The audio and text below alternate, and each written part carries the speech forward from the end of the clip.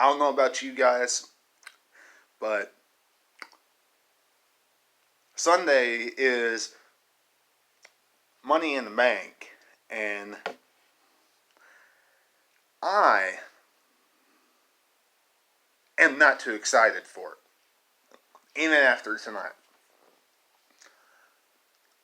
I am a little bit more intrigued and interested to see what WWE is going to do about the Money in the Bank briefcase now. Especially that they did not put Jinder Mahal in the gauntlet matchup, which I am still trying to figure out why they did not tell us how many competitors and how long the gauntlet match was going to be. WWE changing rules by the minute. We're not going to tell them how many competitors. We're not going to tell them how long the gauntlet match is going to be. Since when does WWE do that? Since when? I have never really seen WWE do that. We're going to discuss that, plus so much more right here today, including Viking Raiders versus the Street Profits, them probably having a match at Money in the Bank, Edge and Randy Orton returning next week, all that plus so much more right here today on this Raw review. Before we do that, each and every one of you do your part by becoming a subscriber today. Leave me a like and leave me a comment down below. It is appreciated. And each and every one of you go back and watch anything that you have missed on the channel right now, which is my Raw and SmackDown reviews, and my preview and predictions of Money in the Bank. I put it up yesterday, and it's live on the channel right now. Go and check it out. It is appreciated. Now, wrestling fans, let's dive into this Monday Night Raw review. Tell you what, WWE kicks off Monday Night Raw with the only VIP lounge that likes to insult its fans, and starts off with one of the worst segments from last week. And WWE just decides to, fans didn't like it last week, so we're going to kick it off this week. They put Nia Jax, Shayna Baszler, and Asuka in the center of the ring, talking, cutting a promo, and apparently those three are the only ones that are important. The entire Money in the Bank contract matchup. Now, wrestling fans, I understand that that's on the Raw side, but still, you shouldn't make it sound like that those three are the only ones that are important. Also, wrestling fans, let's just face it. The only thing that is funny or good that came out of that entire segment is Asuka talking. Because if there's anything that comes out of any of the promos that she's in when she's cutting it on anybody with somebody else like Shayna Baszler, Nia Jax, or whoever, is it's funny listening to Asuka just ramble on about absolutely nothing, and you can't understand a word that comes out of her mouth. It's funny. Outside of that, nothing was important. Wow. They kicked Nia Jax, and she flopped over the chair she was sitting in. That's it. Whoop-de-doo. Who cares about MVP's VIP lounge? Honestly. WWE has Bobby Lashley come out there and just wipe the floor with everybody in this gauntlet matchup until Humberto Carrillo comes out and beats Bobby Lashley by disqualification. Now, wrestling fans, I think we all are in agreement here when I say, since when does a a wrestler get disqualified by putting his hands on the referee one time. He usually gets a warning, especially in the manner that Bobby Lashley did. WWE changing the rules. Just like that. Just like that. Think we don't notice these things, WWE? We are smart about this. We remember things from the past, okay? You never used to do this. You always gave your competitors warnings before, you're disqualified. Especially on some random Monday Night Raw. Which that's all this is. I know it's a go-home show, but WWE treats every go-home show like it's a random Monday Night Raw anymore. So, come on. Can do better than this, especially when it comes to somebody like Bobby Lashley. Now, wrestling fans, we go from that to Humberto Carrillo knocking out two of Zelina Vega's stable members, Angel Garza and Austin Theory. Gone. WWE slowly but surely dropping the ball on that stable. Believe me. Very sad and sorry that they are doing that. Tell you what, and I read a report, I read some news and rumors stating that Vinnie Mac didn't want to, isn't going to like really push Andrade and stuff until he got some better English. Well, the only thing I can say to that is, remember when WWE used to still push superstars who couldn't talk that well but still had a good mouthpiece? That's what you have with Andrade. Can work really good in the ring. Doesn't need to talk that well because Zelina Vega talks for him.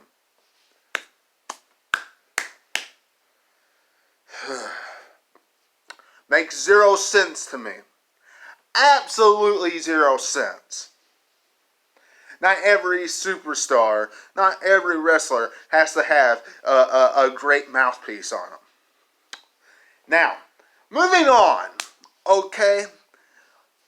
AJ Styles comes out and he's the last one to join this gauntlet matchup. I'm still wondering why WWE did not tell us how many was going to be in the gauntlet match or how long the gauntlet match was going to be. Whatever. But you've always told us in the past. Now, forget it. I'm not going to tell you this time. Whatever. AJ Styles victorious. We all knew this was going to happen as soon as he walked out. And we all knew he was going to be last as soon as he walked out as well. Quick, easy way to put him back on TV. Question is, will we see a phenomenal Money in the Bank come Sunday? Me personally, I wouldn't mind seeing it. It wouldn't surprise me either if WWE said, hey, we're going to give you the Money in the Bank contract because you got buried alive to The Undertaker. Wouldn't surprise me a bit. Now, on the other hand, I still am a little in between on Aleister Black and cringing on them giving it to King Corbin. But I am glad they did not pull the trigger and put Jinder Mahal in the gauntlet matchup and have him be victorious tonight, because that would have been the nail on the coffin on this Money in the Bank briefcase contract. I'm telling you, that match would have sunken 6 feet under if Jinder Mahal would have been in that matchup, and he would have gotten the briefcase. We did have to see him tonight in a small package. They showed what Jinder Mahal can do, and he's coming back, and he's going to be great, better than ever. Really, he's going to be better than ever. When we see 3-man band, baby, for the WWE Championship, it's going to be better than ever. No, it's going to be da da da da. It's going to be horrible. Trust me. Now, moving on, we saw Charlotte tonight taking on Liv Morgan, and what really struck out to me as we're testing to see how good Liv Morgan actually is. This is Liv Morgan's, kind of stepping stone. How good is she? Is she going to make it? Does she have it for to be a top person, top star for Raw? Why else would she face Charlotte? Besides, WWE just going to feed Liv Morgan to Charlotte for 1 week because of her championship match on Wednesday. The only thing I want to point out is Charlotte shouldn't be on Monday Night Raw because she's the NXT champion.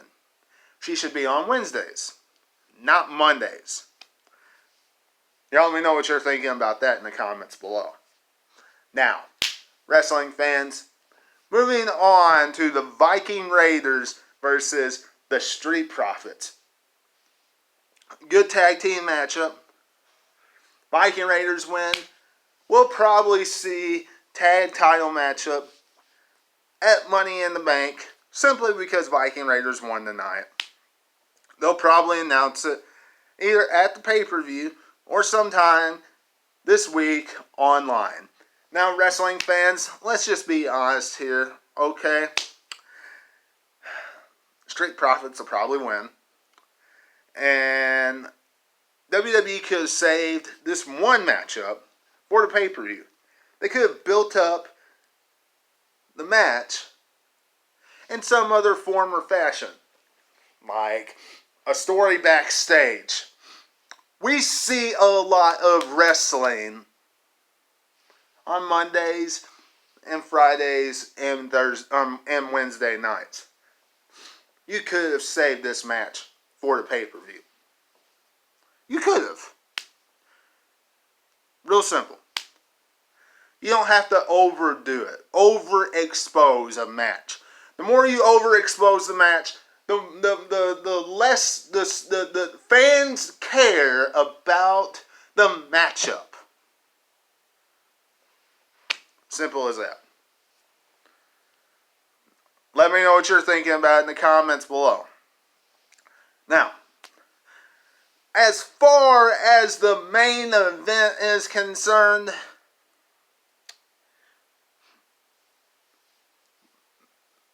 why didn't Seth Rollins interfere in the matchup against Buddy Murphy versus Drew McIntyre? It would have been great if he did that. You went down there with Buddy Murphy. I'm not saying Murphy. You went down there with him. Why didn't you interfere? Instead of this, I am sacrificing Buddy Murphy for like the greater power or the greater good type thing. WWE not saying it. That's pretty much what it was. I'm sacrificing him for the greater gift, the greater power for this Sunday, you know, and all this garbage. Yeah, you get what I'm saying, wrestling fans. You know, the Monday Night Messiah sacrificing Buddy Murphy to Drew McIntyre. So after the match, Seth Rollins can come in from behind and attack him. Why didn't you attack him during the match? Get the upper hand that way. Buddy Murphy and Seth Rollins can attack Drew McIntyre, and poof, the heels can have the advantage on the way to the pay-per-view at the go-home show. That way, it looks like Drew McIntyre has something he has to overcome. Not.